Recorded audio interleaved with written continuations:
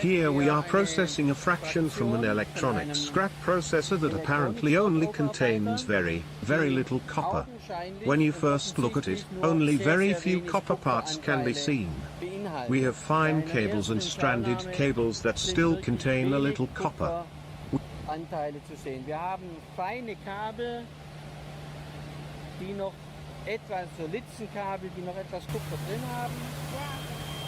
Aus unserer Gesamtanlage benutzen We are currently only using a few parts of our entire system.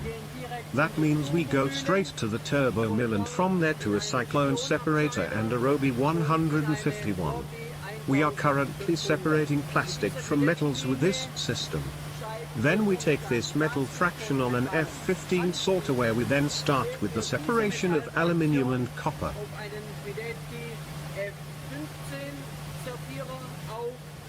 Wo wir dann mit der Separierung von Aluminium und Kupfer beginnen.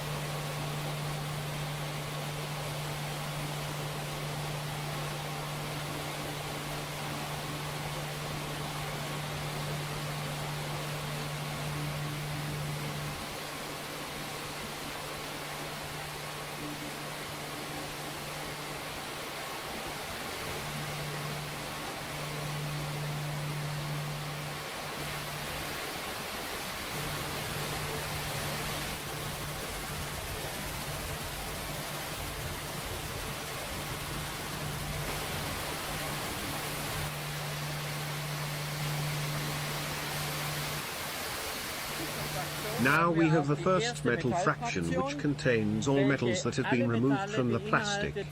This fraction is a mixed fraction of aluminium, copper, bronze and other metals, which are then sent to another sorting unit.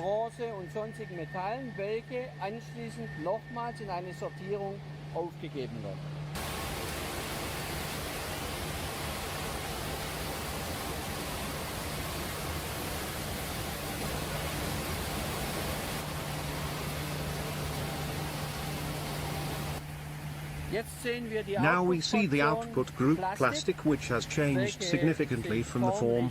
We now have a much smaller grain size, and have completely opened all stranded cables and separated them from the copper. The fraction is 100% copper free.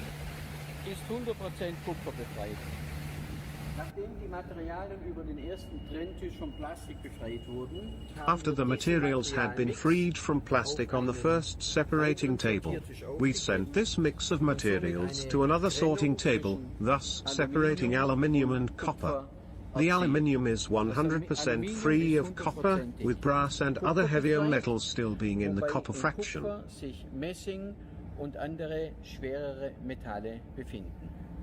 Nach Durchführung des Tests haben wir die Ergebnisse in eine Tabelle. After performing the test, we put the results in a table, and it shows that we have 10% copper, 8% aluminium and 74% plastic.